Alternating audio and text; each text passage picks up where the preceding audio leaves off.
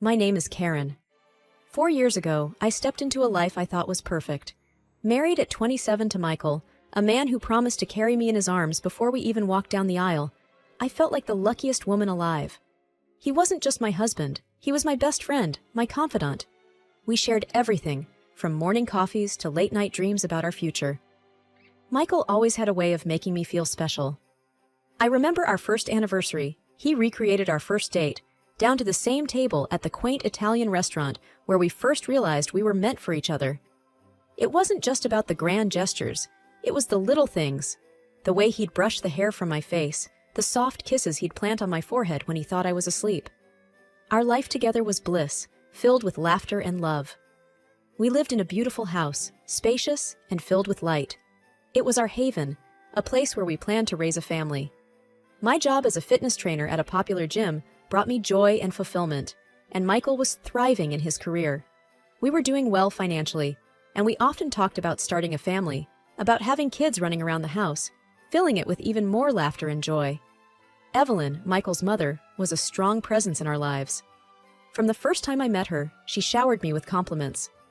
"You're absolutely stunning, Karen, just like a Hollywood actress from the 50s, she'd said, her eyes sparkling with genuine fondness. She often spoke about how beautiful our children would be, combining my looks with Michael's charm. Her approval meant the world to me. But then, one ordinary evening, everything changed. I was driving home from the gym, my mind buzzing with plans for the weekend. Michael and I had planned a small getaway, just the two of us, a chance to reconnect and talk more about our future, about finally starting that family we'd always wanted. As I approached the intersection, a song we both loved started playing on the radio. I smiled, turning up the volume, lost in the moment. That's when it happened. Out of nowhere, a car ran the red light and slammed into my side. The impact was deafening, a cacophony of crunching metal and shattering glass. My head whipped to the side, and pain erupted across my face and body. The world spun wildly, a blur of lights and sounds, and then, as quickly as it had all started, everything plunged into silence and darkness. Waking up in the hospital was like emerging into a world I no longer recognized. My body was a patchwork of aches and bandages. The first few days were a blur of doctors, painkillers, and Michael's face, etched with worry. Michael sat beside me, holding my hand. His voice was gentle, but his eyes couldn't hide his concern. "Hey, how are you feeling?" he asked. I tried to smile, but it hurt. "Like I've been hit by a truck," I joked weakly. He offered a strained smile but said nothing. The nurses were kind, always checking in, offering comforting words. But their eyes, full of pity, told a story they didn't voice. I knew I was badly hurt, but the extent of it was hidden beneath the bandages that wrapped my face. As days turned into a week, Michael's visits grew shorter, his excuses more frequent. "Work's crazy right now," he'd say, or "Mom needs my help with something." I understood, or at least I tried to. But the silence and the solitude in the hospital room were suffocating. The day came to remove the bandages. I sat in front of a mirror, my heart racing. The nurse, a kind woman named Lisa, offered me an encouraging smile. "Ready?" she asked. I nodded, not trusting my voice. Slowly, she unwrapped the bandages, revealing my reflection bit by bit.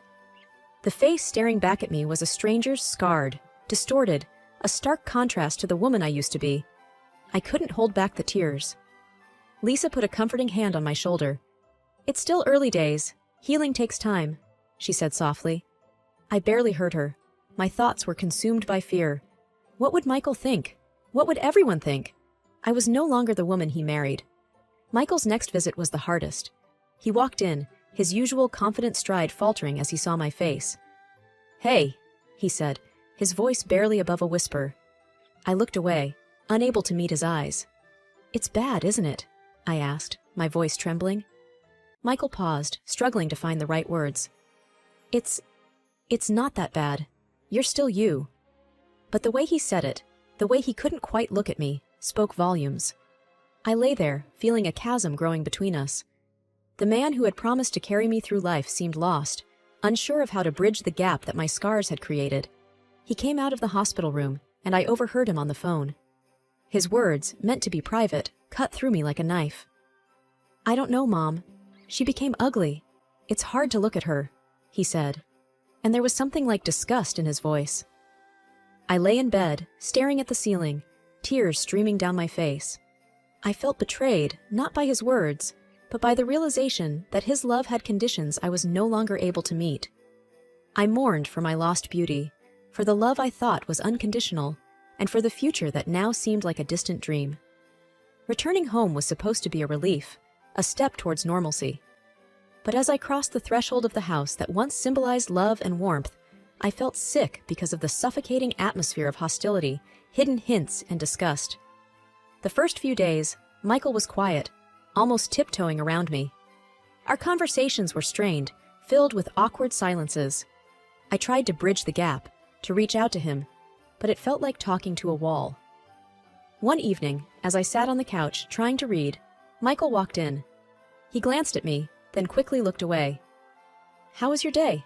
I asked, hoping to start some kind of conversation. He shrugged, keeping his eyes fixed on the TV. "It was okay. Busy."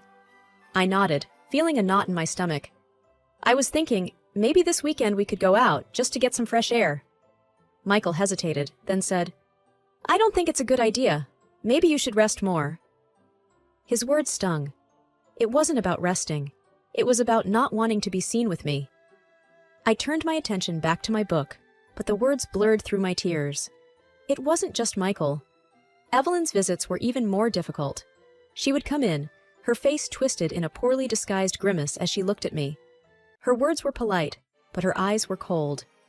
One day, she sat across from me, her gaze wandering everywhere but my face. "It's such a shame what happened," she said, a tinge of something like disgust in her voice. I clenched my fists, trying to maintain my composure. "Yes, it is," I replied, my voice steady despite the turmoil inside. Evelyn sighed, tapping her fingers on the table. "Well, we must all move on, right? Life doesn't stop." Her words, meant to be comforting, felt more like an attempt to avoid a difficult conversation. I nodded, not trusting myself to speak. Then came the night that broke me. I woke up to the sound of Michael's voice. He was on the phone, his words slurred. Curiosity got the better of me, and I crept closer to the door. "I can't do this anymore, Mom. She's a different person, a monster. I don't even recognize her," he slurred, his voice heavy with drink. I stood there, frozen, as his words echoed in my head. I was the same person, wasn't I? But to him, I was a stranger, a monster, someone he no longer loved or desired. I returned to bed, but sleep eluded me. The darkness of the room felt suffocating, a physical embodiment of the loneliness that had enveloped my life. Lying there, I realized that the home I once cherished no longer existed. It was just a house now, a place where I lived but no longer belonged.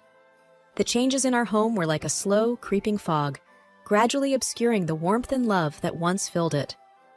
Michael began coming home late, the smell of alcohol clinging to him like a second skin.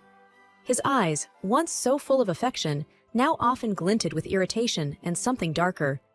One night, he staggered in, his steps unsteady. I sat up, concerned. "Michael, you're home late. Is everything okay?" He sneered, his words slurred. "Oh, now you care? You spend all day hiding in this house, and now you pretend to care about me?" I flinched, stung by his words. "Michael, you're drunk. Let's talk about this in the morning." He laughed bitterly, a sound that sent shivers down my spine. "What's there to talk about? Look at you. Look at us." I retreated to our room, tears stinging my eyes. The next day, I called Evelyn, hoping for some understanding, some support. "He's drinking a lot, coming home late, and he's mean," I told her, my voice breaking. Evelyn's response was curt, dismissive. "It's normal, dear. Men do these things. He's just stressed, that's all." Her words were like a cold splash of water. I realized then that I was alone in this, that my pain and my struggles were mine to bear. The worst night came without warning. I woke up to bright flashes of light. Blinking away sleep, I saw Michael standing over me with his phone, taking pictures. His face was twisted in a drunken smirk. "What are you doing?" I asked, confusion and fear mingling in my voice. He laughed, a cruel, harsh sound. "I'm sending your photos to Hollywood. Maybe you can star in horror films now, no makeup needed." His words cut through me like a knife. I lay there, frozen, as he continued to snap pictures, each click of the camera shutter a punctuation mark to my humiliation. After he left, I turned my face into the pillow, my body racked with sobs. The tears came in torrents, for the man I had lost, for the love that had turned to cruelty, and for the life that seemed to be slipping through my fingers. Humiliated by Michael's cruel remarks and feeling increasingly alienated, I started wearing a mask at home. It was a plain, white mask, hiding the scars that had become the focus of my existence. It was a small shield against the pain, a barrier between me and the world that had turned so cold. As I adjusted the mask one morning, looking at the blank face staring back at me in the mirror, my phone rang, cutting through the silence of the room. An unknown number flashed on the screen, and with a hesitant hand, I answered. "Hello, is this Mrs. Johnson?" The voice was unfamiliar, cautious yet sincere. "Yes, it's me. Who's this?" I replied, curiosity piqued. "My name is John. I was the father of the young man in your accident," he said, his voice laced with regret. A mix of emotions washed over me. "Oh, I see," I managed to say, my voice barely above a whisper. John paused before continuing. "I can't express how sorry I am for what happened. My son was troubled, and what he did, it was unforgivable. I want to do something to help, to make amends." His words, unexpected and heavy with sorrow, left me momentarily speechless. "How can you help?" I asked, skepticism mingling with a faint spark of hope. "I'd like to meet and discuss it in person. Would that be okay?" John's request was earnest, almost pleading. After a moment of hesitation, I agreed to meet him. Sitting across from John in a cafe, his eyes filled with remorse, I listened as he spoke. "Karen, I want to offer financial support for any surgeries or treatments that might help you," he said, his voice steady but filled with emotion. The offer was both overwhelming and tempting. I need to think about it," I replied, my mind racing with possibilities. I kept the meeting and the offer a secret from Michael and Evelyn. Their reactions, I feared, would only add to my confusion and pain. After days of internal debate, I decided to accept John's offer. I arranged consultations with plastic surgeons, discussing what could be done to help heal my scars. To Michael, I mentioned only that I was going for routine medical treatments. He didn't ask for details, and I didn't volunteer any, his indifference a stark contrast to the storm of emotions raging inside me. On the day of the surgery, as I lay on the operating table, the mask was removed, and for a moment I faced my scars unflinchingly. Closing my eyes, I allowed myself to dream, to hope for a future where the woman in the mirror would be someone I recognized, someone whole. Weeks turned into months since the surgery, and with each passing day, my face healed, slowly returning to what it once was. But I kept this transformation hidden under my mask, a secret held close to my chest. Michael, lost in his own world, didn't seem to notice or care. The day I returned home from my final follow-up appointment, the mask firmly in place, I braced myself.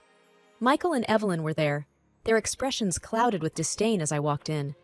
The air was thick with unspoken contempt, a familiar yet unwelcome presence in what used to be our home. Michael's eyes met mine briefly before he looked away, his lips curling into a sneer. "Look at you, hiding behind that mask. Can't even face the world," he muttered. I remained silent, the mask my armor against his words. Without warning, he thrust a stack of papers towards me. They fluttered to the ground, divorce papers, a stark symbol of our failed marriage. "I'm done with this farce," he spat out. "Sign these and let's end it."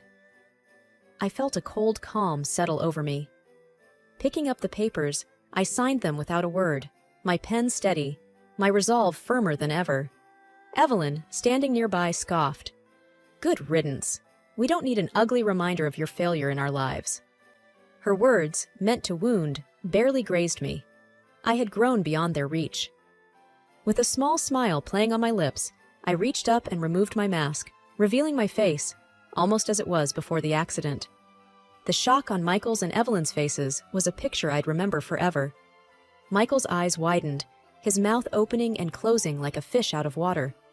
Evelyn's hand flew to her mouth, her earlier poise crumbling. But how?" Michael stammered, taking a step towards me. I looked at him, my smile growing. You were too busy wallowing in your own misery to notice me, to see the person you vowed to love in sickness and in health. Michael's face crumbled, his earlier bravado fading. Please, let's start over. We can forget all this happened. I laughed, not out of joy, but because of the absurdity of his words. Forget? No, Michael. I won't forget how you treated me, how you made me feel. I'm leaving, but not because you or your mother want me to. I'm leaving for me.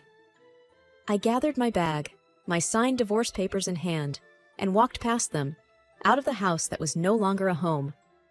Their shocked faces were the last image I took with me, a reminder of how far I had come and the new life that awaited me. Starting over wasn't easy, but it was necessary. I moved into a small apartment, a space that was mine alone. It was here, among unpacked boxes and bare walls, that I began to rebuild my life. Returning to work at the fitness center was a big step. The familiar smell of the gym, the sound of weights clinking. It was comforting. My colleagues welcomed me back with open arms, their smiles genuine and warm. Hey Karen, you're back. We missed you around here, said Lisa, one of the trainers. I smiled, feeling a sense of belonging. It's good to be back.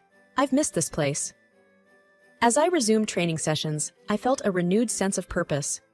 With each class I taught, I grew stronger, not just physically, but emotionally too. I was finding myself again, rediscovering the woman who loved her job, who took pride in her strength. One day, after a particularly grueling session, I sat down on a bench, catching my breath. That's when John walked in. I hadn't seen him since our meeting at the cafe months ago.